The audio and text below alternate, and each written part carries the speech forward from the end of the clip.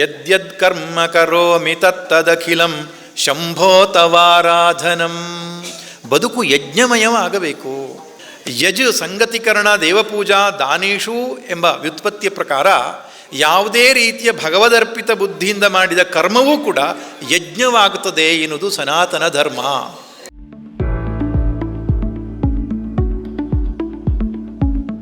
ಅಸ್ಮದಾಚಾರ್ಯ ಪರ್ಯಂತಾಂ ವಂದೇ ಗುರು ಪರಂಪರಾಂ. ಶ್ರುತಿಸ್ಮೃತಿಪುರಾಣಾನಾಂ ಆಲಯಂ ಕರುಣಾಲಯಂ ನಮಾಮಿ ಭಗವತ್ಪಾದಶಂಕರಂ ಲೋಕಶಂಕರಂ. ಶಂಕರಂ ಶಂಕರಾಚಾರ್ಯಂ ಕೇಶವಂ ಬಾದರಾಯಣಂ ಸೂತ್ರಭಾಷ್ಯಕೃತೌ ವಂದೇ ಭಗವಂತೌ ಪುನಃ ಪುನಃ. ಈಶ್ವರೋ ಗುರುರಾತ್ಮೇತಿ ಮೂರ್ತಿಭೇದವಿಭಾಗಿನೇ ವ್ಯೋಮವದ್ವ್ಯಾಪ್ತದೇಹಾಯ ದಕ್ಷಿಣಾಮೂರ್ತಯೇ ನಮಃ. ದಕ್ಷಿಣಾಮೂರ್ತಯೇ ನಮಃ. ಹರಿ ಓಂ.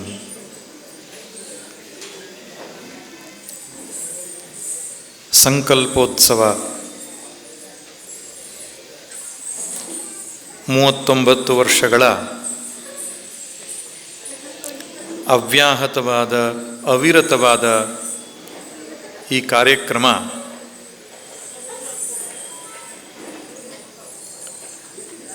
ಈ ಭಾಗದ ಜನರ ಪಾಲಿನ ಸೌಭಾಗ್ಯವೇ ಸರಿ. ಯಾವ ಸ್ವಾರ್ಥವನ್ನು ಇಟ್ಟುಕೊಳ್ಳದೆ ಸಾಹಿತ್ಯ, ಸಂಗೀತ, ಕಲೆ, ಅಧ್ಯಾತ್ಮ ಇವುಗಳ ಚಿಂತನೆ ಸಮಾಜದಲ್ಲಿ ನಡೆಯಬೇಕು ಎಂಬಂತಹ ಒಂದು ಉದ್ದೇಶದಿಂದ ಇಷ್ಟು ವರ್ಷಗಳ ಕಾಲ ಇದನ್ನು ನಡೆಸ್ಕೊಂಡು ಬಂದಿದ್ದಾರೆ ಅಂತ ಕೇಳಿ ನನಗೆ ಬಹಳ ಸಂತೋಷವಾಯಿತು. DVG ಅವರ ಒಂದು ಕಗ್ಗದಲ್ಲಿ ಒಂದು ಮಾತು ಹೇಳ್ತಾರೆ, ಗತಿಯೇನು ಎನಗೆನುತ ಕೇಳುವರೆ ಎಲ್ಲರೂ, ಹಿತವೆಂತು ಜಗಕ್ಕೆಂದು ಕೇಳುವವರಾರು. ಮತಿಯ ವಿಶ್ವದಿ ಬೆರೆಸಿ ಜೀವಿತವ ವಿಸ್ತರಿಸೆ, ಪಥಮುಕ್ತಿಗಾಗಳೇ ಮಂಕುತಿಮ್ಮ ಅಂತ ಹೇಳ್ತಾರೆ. ಎಲ್ಲರೂ ಪ್ರಶ್ನೆ ಮಾಡೋದು ಗತಿಯೇನು ಎನಗೆ, ಹಿತವೆಂತು ಜಗಕ್ಕೆಂದು ಕೇಳುವವರಾರು ಅಂತ ಕೇಳ್ತಾರೆ.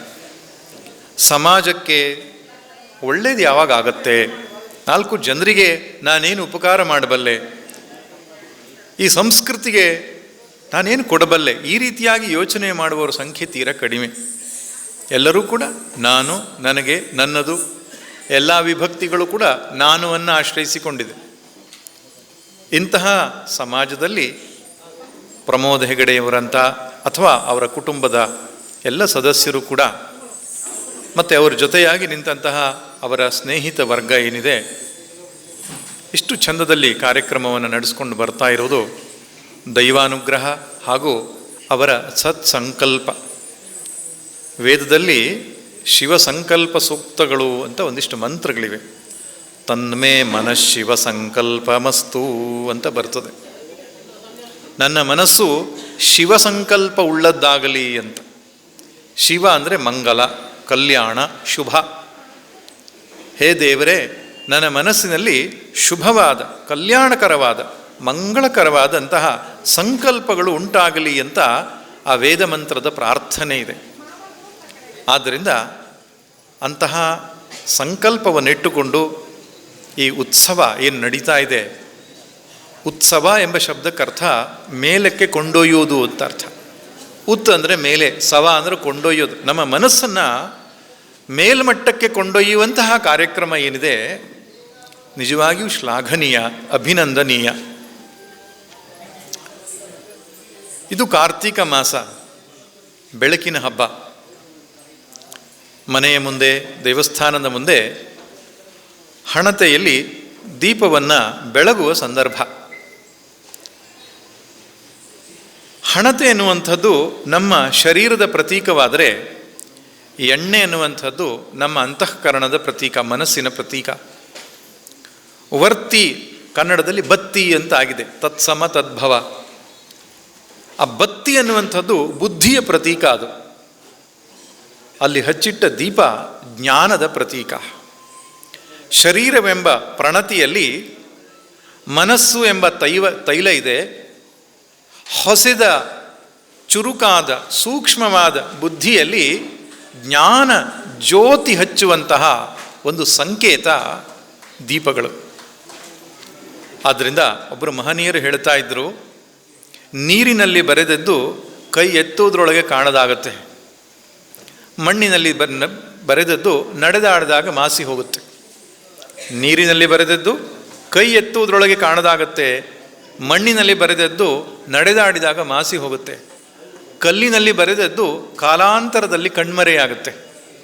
ಆದರೆ ಮನುಷ್ಯನ ಹೃದಯದಲ್ಲಿ ಬರೆದದ್ದು ದೀಪದಂತೆ ಅಥವಾ ವೃಕ್ಷದ ಬೀಜದಂತೆ 100 ಆಗಿ 100,000ವಾಗಿ 1000 ಸಾವಿಲ್ಲದ್ದಾಗತ್ತೆ ಅಂತ ಹೇಳಿದ್ದಾರೆ. ಆದ್ದರಿಂದ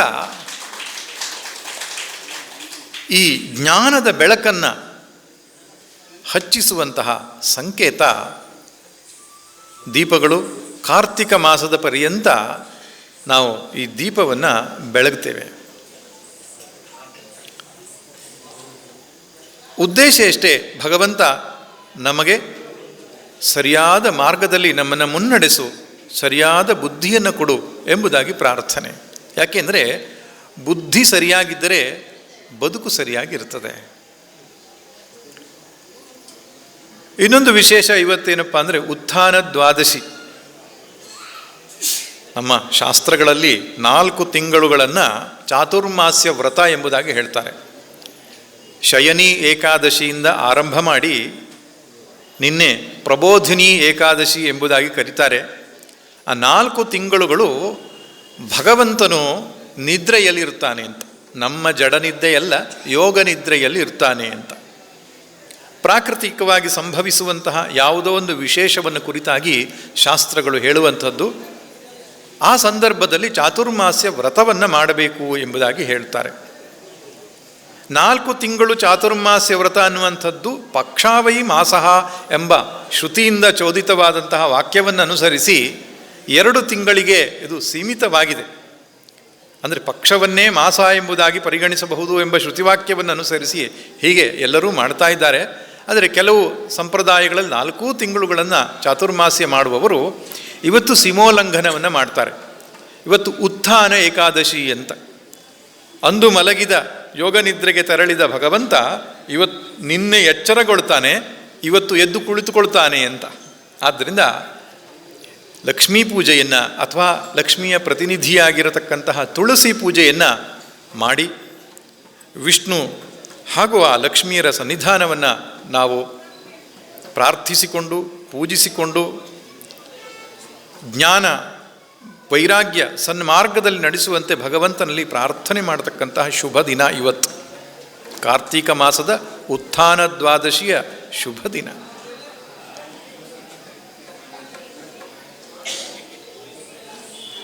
ಬದುಕಿನ ಪರಮ ಉದ್ದೇಶವೇ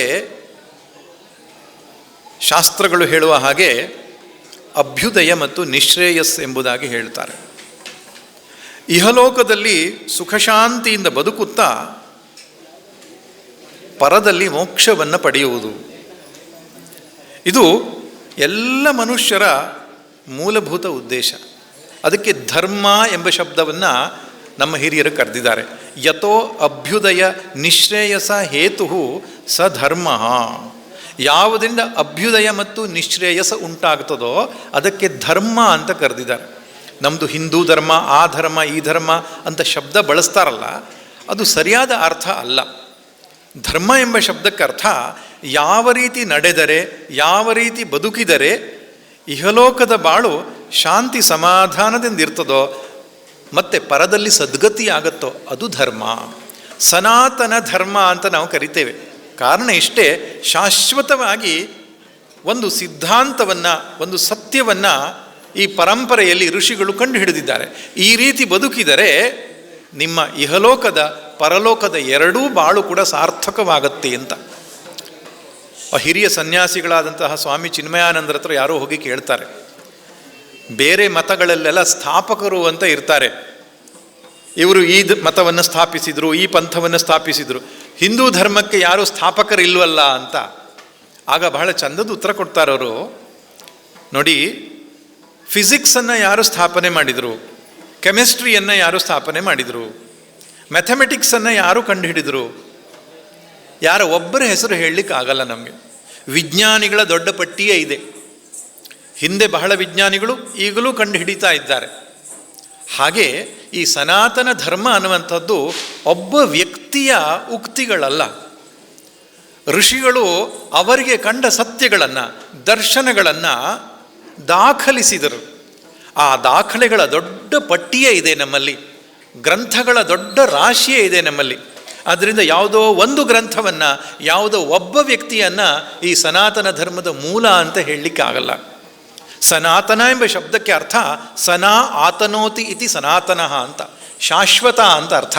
ಎಂದೆಂದೂ ಇರತಕ್ಕಂಥದ್ದು, ಹಿಂದೂ ಇಂದು ಮುಂದು ಎಂದೆಂದೂ ಉಳಿಯತಕ್ಕದ್ದಕ್ಕೆ ಸನಾತನ ಎಂಬುದಾಗಿ ಕರೀತಾರೆ.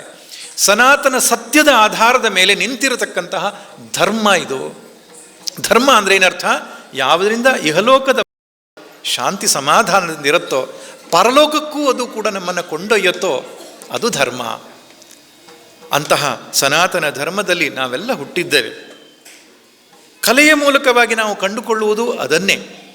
ಅದು ಸಂಗೀತ ಇರಲಿ, ಗಮಕ ಇರಲಿ, ನೃತ್ಯವಿರಲಿ, ಯಕ್ಷಗಾನವಿರಲಿ, ಎಲ್ಲ ಕಲೆಯ ಪ್ರಕಾರದಲ್ಲಿ ನಾವೇನು ಕಂಡುಕೊಳ್ತೇವೆ, ಈ ಆರ್ಯ ಸತ್ಯಗಳೇನಿದೆ, ಆರ್ಷ ಸತ್ಯಗಳೇನಿದೆ, ವೈದಿಕ ಸತ್ಯಗಳೇನಿದೆ, ಅದನ್ನು ಬೇರೆ ಬೇರೆ ರೀತಿಯಲ್ಲಿ ನಮಗೆ ಹಿರಿಯರು ಕಟ್ಟಿಕೊಟ್ಟಿದ್ದಾರೆ. ರಾಮಾಯಣ ಇರಬಹುದು, ಮಹಾಭಾರತ ಇರಬಹುದು, ಭಾಗವತ ಇರಬಹುದು, ಉಪನಿಷತ್ತುಗಳಿರಬಹುದು, ಆಮೇಲೆ ಕಾಳಿದಾಸ, ಭವಭೂತಿ ಮುಂತಾದಂತಹ ಕವಿಗಳು ಬರೆದಂತಹ ಕಾವ್ಯಗಳಿರಬಹುದು. ಇಲ್ಲೆಲ್ಲದರ ಉದ್ದೇಶ ಇಷ್ಟೇ, ಬದುಕನ್ನು ಸುಂದರವಾಗಿ ಮಾಡಿಕೊಳ್ಳುವುದು ಹೇಗೆ ಅಂತ. ಅದಕ್ಕೆ ಸಂಸ್ಕೃತಿ ಅಂತ ಕರೀತಾರೆ, ಸಂಸ್ಕಾರ ಅಂತ ಕರೀತಾರೆ. ಚೆನ್ನಾಗಿ ಮಾಡಿದ್ದು ಅಂತ, ಯಾವುದನ್ನು? ಬದುಕನ್ನು ಚೆನ್ನಾಗಿ ಮಾಡಿದ್ದು ಸಂಸ್ಕೃತಿ, ಸಂಸ್ಕಾರ ಅಂತ ಅರ್ಥ. ನೋಡಿ, ಇನ್ನೆರಡು ಶಬ್ದಗಳನ್ನು ನಾವು ಅರ್ಥ ಮಾಡ್ಕೊಳ್ಬೇಕು. ಒಂದು ವಿಕೃತಿ, ಪ್ರಕೃತಿ ಮತ್ತು ಸಂಸ್ಕೃತಿ ಅಂತ. ಒಂದು ಬೆಂಕಿಯನ್ನು ತೆಗೆದುಕೊಂಡ್ರೆ ಅದು ಉರಿತಾ ಇದ್ದರೆ ಉರಿಯುವಂತಹ ಬೆಂಕಿ ಏನಿದೆ ಅದು ಪ್ರಕೃತಿ. ಅದೇ ಬೆಂಕಿಯಿಂದ ನಾವು ಅಡುಗೆಯನ್ನು ಮಾಡಿದರೆ ಅಥವಾ ಯಜ್ಞಯಾಗಗಳನ್ನು ಮಾಡಿದರೆ, ಆಹುತಿಯನ್ನು ಅರ್ಪಿಸಿದರೆ ಅದು ಸಂಸ್ಕೃತಿ. ಅದೇ ಬೆಂಕಿಯನ್ನು ಬಳಸಿ ಇನ್ನೊಬ್ಬರ ಮನೆಗೆ ಕೊಳ್ಳಿ ಇಟ್ಟರೆ, ಬೆಂಕಿ ಇಟ್ಟರೆ ಅದು ವಿಕೃತಿ ಎಂಬುದಾಗಿ. ಆದ್ದರಿಂದ ನಮ್ಮ ಜೀವನವು ವಿಕೃತವಾಗಬೇಕೋ, ಪ್ರಾಕೃತವಾಗಬೇಕೋ ಅಥವಾ ಸುಸಂಸ್ಕೃತವಾಗಬೇಕೋ, ನಮ್ಮ ಶಾಸ್ತ್ರಗಳು, ನಮ್ಮ ವೇದ ಉಪನಿಷತ್ತುಗಳು, ಎಲ್ಲ ಗ್ರಂಥಗಳು ಬದುಕು ಸಂಸ್ಕೃತವಾಗೋದು ಹೇಗೆ ಅನ್ನೋದು ಕಲಿಸಿಕೊಟ್ಟಿದೆ ನಮಗೆ. ಸಂಸ್ಕೃತವಾದ ಬದುಕಿನಲ್ಲಿ ಮಾತ್ರವೇ ಶಾಂತಿ ಸಮಾಧಾನ ಸಾಧ್ಯವಾಗ್ತದೆ. ಆದ್ದರಿಂದ ಅದು ಹಬ್ಬ ಹರಿದಿನಗಳ ಆಚರಣೆಗಳಿರಬಹುದು, ನಮ್ಮ ಕಾವ್ಯ ಸಂಗೀತ ಕಲಾ ಪ್ರಕಾರಗಳಿರಬಹುದು, ಎಲ್ಲ ಕಡೆಯಲ್ಲಿಯೂ ಕೂಡ ಈ ಬದುಕು ಸಮೃದ್ಧವಾಗುವುದು ಹೇಗೆ ಎಂಬುದನ್ನು ಋಷಿಗಳು ನಮಗೆ ಕಟ್ಟಿಕೊಟ್ಟಿದ್ದಾರೆ. ಆದ್ದರಿಂದ ಈ ಎಲ್ಲ ಕಲೆಯ ಪ್ರಕಾರಗಳನ್ನು ಪೋಷಿಸ್ತಾ ಇದ್ದಾರೆ. ಕಲೆಯನ್ನು ಪೋಷಿಸುವುದು ಪುಸ್ತಕದ ಮೂಲಕ ಅಲ್ಲ, ಪ್ರವಚನದ ಮೂಲಕ ಅಲ್ಲ. ಅದನ್ನು ಯಾರು ಅಭ್ಯಾಸ ಮಾಡ್ತಾರೋ ಅವರಿಗೆ ಅವಕಾಶವನ್ನು ಕೊಡುವುದರ ಮೂಲಕ, ಅಂತಹ ವ್ಯವಸ್ಥೆಯನ್ನು ಪೋಷಿಸುವುದರ ಮೂಲಕ. ವೇದವನ್ನು ಕಾಪಾಡಬೇಕು ಅಂದರೆ ವೇದದ ಮೇಲೆ ಉಪನ್ಯಾಸ ಕೊಡೋದಲ್ಲ, ವೇದ ಪಾಠಶಾಲೆಯಲ್ಲಿ ಕಲಿಯುವ ವಿದ್ಯಾರ್ಥಿಗಳಿಗೆ ಸಹಾಯ ಮಾಡೋದು, ನಾವು ಸ್ವತಃ ವೇದವನ್ನು ಕಲಿಯುವುದು.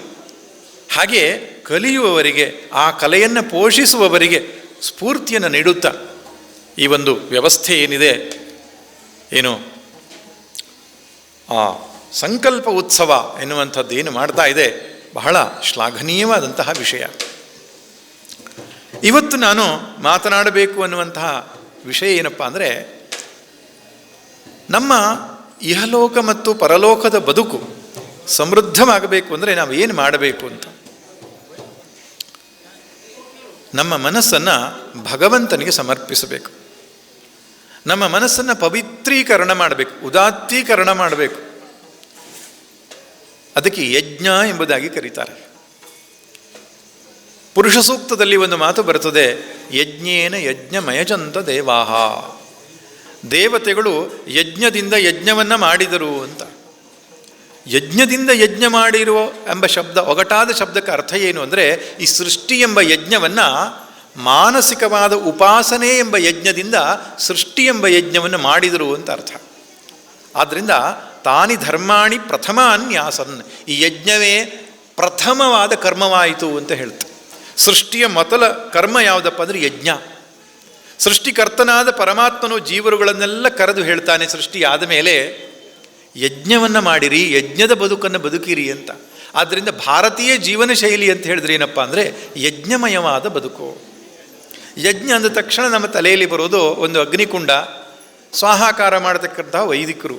ಆ ಅರ್ಥಕ್ಕಷ್ಟೇ ಸೀಮಿತವಾಗಿಲ್ಲ ಯಜ್ಞ ಎಂಬ ಶಬ್ದ.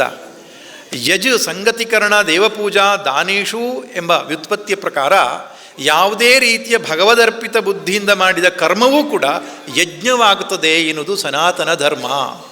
ಸ್ನಾನವೂ ಒಂದು ಯಜ್ಞವಾದೀತು, ನಿದ್ರೆಯೂ ಒಂದು ಯಜ್ಞವಾದೀತು, ಭೋಜನವೂ ಒಂದು ಯಜ್ಞವಾದೀತು, ನಾವಾಡುವ ಮಾತು ಒಂದು ಯಜ್ಞ ಆದೀತು.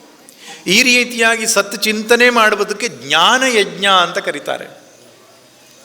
ಶಾಸ್ತ್ರೀಯವಾಗಿ ಮಾಡತಕ್ಕಂಥ ಸ್ನಾನ ಕೂಡ ಒಂದು ಯಜ್ಞ. ಭೋಜನವನ್ನು ಸರಿಯಾಗಿ ಮಾಡಿದರೆ ಅದಕ್ಕೆ ಪ್ರಾಣಾಗ್ನಿಹೋತ್ರ, ಅದೊಂದು ರೀತಿಯ ಯಜ್ಞ. ಸ್ವಾಧ್ಯಾಯ ಜ್ಞಾನಯಜ್ಞ. ಈ ರೀತಿಯಾಗಿ ಬೆಳಿಗ್ಗಿನಿಂದ ಸಂಜೆಯವರೆಗೆ ಯದ್ಯದ್ ಕರ್ಮ ಕರೋಮಿ ತತ್ತದಖಿಲಂ ಶಂಭೋ ತವಾರಾಧನಂ. ಬದುಕು ಯಜ್ಞಮಯವಾಗಬೇಕು. ಅಂದ್ರೇನು? ಭಗವದರ್ಪಿತ ಬುದ್ಧಿಯಿಂದ, ಭಗವತ್ ಸಾಕ್ಷಾತ್ಕಾರದ ಉದ್ದೇಶದಿಂದ ನಮ್ಮ ಜೀವನದ ಪ್ರತಿ ಹೆಜ್ಜೆಯೂ ಕೂಡ ಸಾಗಬೇಕು. ಆಗ ಮಾತ್ರ ಬದುಕು ಸಾರ್ಥಕ ಎನ್ನುತ್ತದೆ ಸನಾತನ ಧರ್ಮ.